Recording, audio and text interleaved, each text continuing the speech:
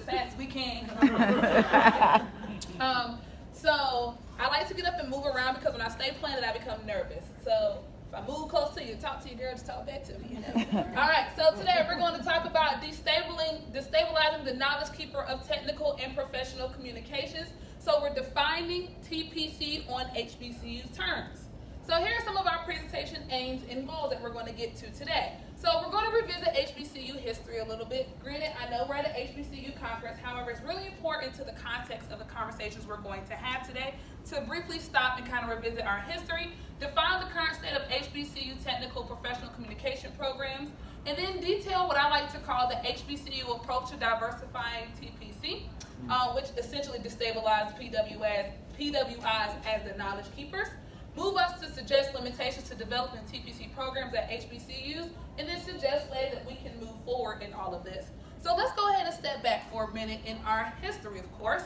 So initially, HBCUs were developed to teach African American trades and agricultural work. Here's one of my least favorite quotes ever from my HBCU history knowledge. A Georgia governor once stated, "I do not believe in the higher education of the darky. He must be taught the trades. When he is taught the fine arts, he is educated above his caste, and it makes him unhappy." So y'all some unhappy folks up in here. I just wanted to let y'all know, thanks to Georgia governor. So that right there always sticks with me when we're thinking about TPC programs. Also, in the early 1990s, HBCUs were responsible for educating nearly 40% of America's black college graduates, 80% of black federal judges, 85% of all black doctors, 75% of all black PhDs, 50% of black engineers, and 46% of all black business professionals.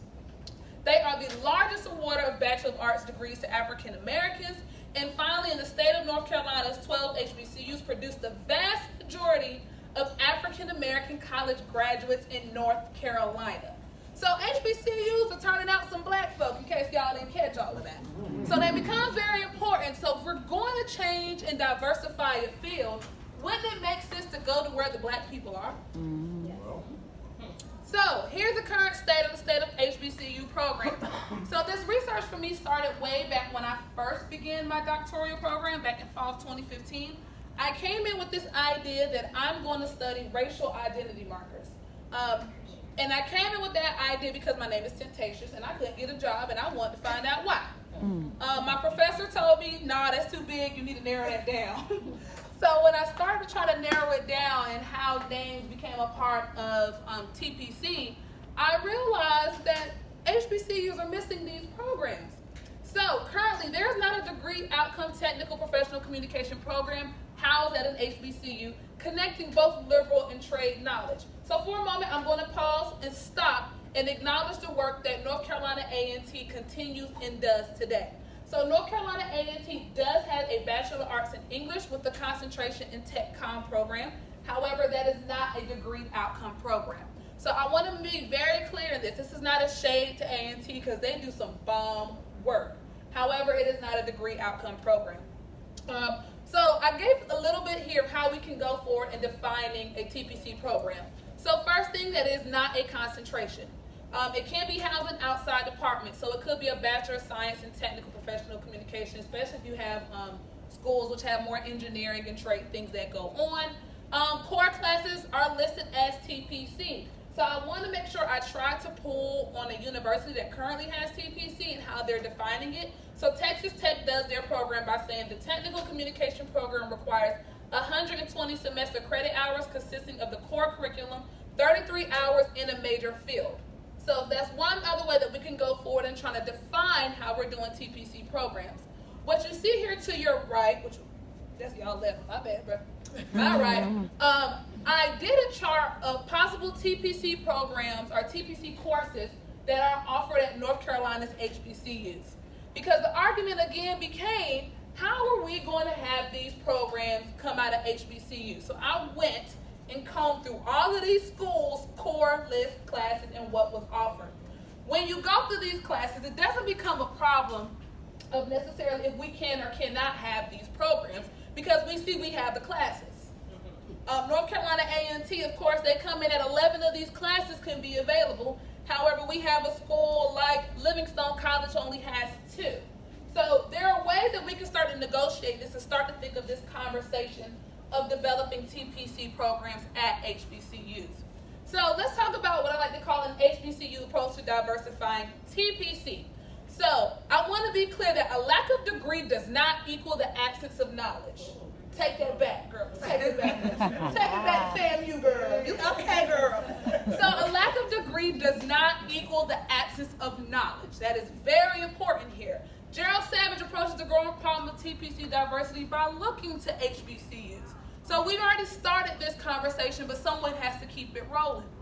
So we can go through HBCUs to diversify the field. The way I see it, you don't diversify fields by just having participants that's outside. You start with your scholars. So it doesn't always go top down, it goes down up, right? So also the HBCU approach aims to diversify the field, or any field, because this can be taken anywhere else, by entering the HBCU space where knowledge and diversity is present, but not enacted according to previous or current institutional and curricular standards. So it shifts the way that we can implement these programs. Now, this is suggesting rather than aiming to diversify the field of TPC by bringing HBCU graduates into the PWI space, which currently serves as the center of research for TPC, instead creating a space for TPC at HBCUs and diversifying from within. So instead of kind of doing this same model that we've done with East Carolina, where you find good old Temp from Elizabeth City State University, and then you take me to East Carolina. So we need to start shifting this model a little bit because it becomes a cycle, right? So we need to destabilize who holds this knowledge. I'm gonna tell you why we need to destabilize this knowledge. So although HBCUs are struggling in a number of areas, their overall success in providing Black graduates with a better college experience than they would get at non-HBCUs need to be examined more closely, y'all, and potentially modeled at other institutions. What I find really funny about that quote, because it was some Gallup in Purdue talking about this outside research on that, and I thought, you can't recreate the HBCU experience, how hard you try, but it is worth mentioning that it's something we need to review. And the profoundly different experiences, see, y'all still chuckling because some of your schools are trying to recreate it, y'all know you can't do it. The profoundly different experiences that Black graduates of HBCUs and Black graduates of non-HBCUs are having in college leave the HBCU graduates feeling better prepared for life after graduation and potentially leading them to live vastly different lives outside of college. So the HBCU experience is like no other. We all know this. So in continuing to destabilize this knowledge, we move to Coretta versus Cardi B, which is what's going on currently, instead of Coretta and Cardi B, which is what it should be. Oftentimes, HBCUs, we become the Cardi B of the academy, and the PWIs become the Coretta. No, it's Coretta and Cardi B, okay? For those of you who ain't familiar with Cardi B, trying to think of a song that ain't got no profanity. Enough said right there. Enough said right there. But yeah, I'm trying to think of a song. But that's how we lead into this conversation where we cannot continue to privilege only one type of knowledge making, in which we only look to PWIs, and for some, they only see Coretta as this obtainable and this woman that we look to, and forget that Cardi B is doing this same type of work just in a very different way. So also, students know the practices, but they may lack the language. So they've been doing it, we've been doing it, they just don't know the language sometimes. And this eliminates privileged knowledge-making practices. One of the most beautiful things I can say about me and my body and Cecilia Schultz and stepping in the ECU, we've been able to change the way that these classes happen. We've been able to change the references that we utilize in class, and we've been able to call people out on their stuff and get paid to do it. So this is all eliminating all the knowledge-making practices. I don't know if some of y'all caught y'all C's talk last week, but I was telling folks about themselves. So it also allows minority students propose values, skills, attitudes, and norms become a part of the academy rather than dismiss. We have to stop dismissing the ways minority students make knowledge, and most importantly, changing the knowledge changes the field. That's what this all boils down to. The way that we make knowledge makes a difference. And I don't know how you guys caught the question that I asked Dr. Gilliard last night, because I was genuinely concerned. We continue to make these references and unpack these references for other people, but they don't unpack them for us. I didn't get nothing about the Matrix yesterday, but I had to sit there and unpack it in my brain. But again, I just had to unpack Cardi B for some people in here. It's the way in which we go about having to unpack certain things for certain people when they don't have to do the same for us. So when you change the way that that knowledge is made, we change the field. So here's some of our limitations that some of us are already aware of, but we got to address them. So specialized TPC faculty. How are we going to have a TPC program when we ain't got TPC faculty? That sounds like a problem if you ask me. So Jared Savage mentions the lack of faculty availability can alter the availability of course offerings, mentioning that faculty engagement with students in and out of the classroom serve as a critical factor, but then budget cuts can lead to lowering salary. I'm going to stop right there.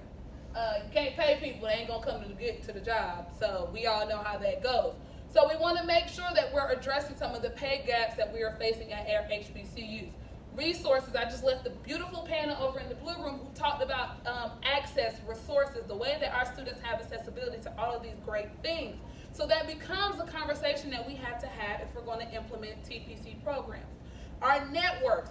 I am blessed in the way that I've been able to make connections with other people based off my networks through East Carolina and TPC, but there are a whole lot of networks that I hold within my HBCU family that I can go to as well.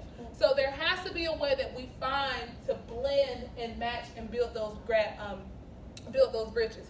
Again, like Dr. Jackson had mentioned here, I go out and I do recruitment for East Carolina and recruiting students into our graduate program. And in doing that, I make sure I make our program aware of the things that minority students need coming into the program. You can't just bring black bodies in and walk away from it. And then also our university history can sometimes hold us back. A lot of times we look back to the way that our universities were created. I know for sure Elizabeth City was developed as a teaching college, so a lot of times the curriculum and all that stuff is still fostered and based in teaching. So how do we move from our university histories? So here are my final conclusions, my loves. I sound like Monique. My loves. So by changing the student population, we are able to change the way we make knowledge, thus changing the field. I'm going to keep repeating that so everybody can make sure they take it home with them. We must be willing and ready to do the work rather than just talk about the work. We can come to conferences all day, but until people start putting their money up, start putting their time up, and start doing the labor, we will not have these programs. HBCU to PWI pipelines must be established, but they must also be organic. People know there's a difference between an institutional pipeline and there's a difference between an organic pipeline. If you don't know, we can talk after the presentation. Are you willing to question what you know to be TPC? Some people really don't know trap music can fall into TPC. And understand and acknowledge TPC knowledge has been and will always be present at HBCUs. The question becomes, how do we take this one step further? Thank you.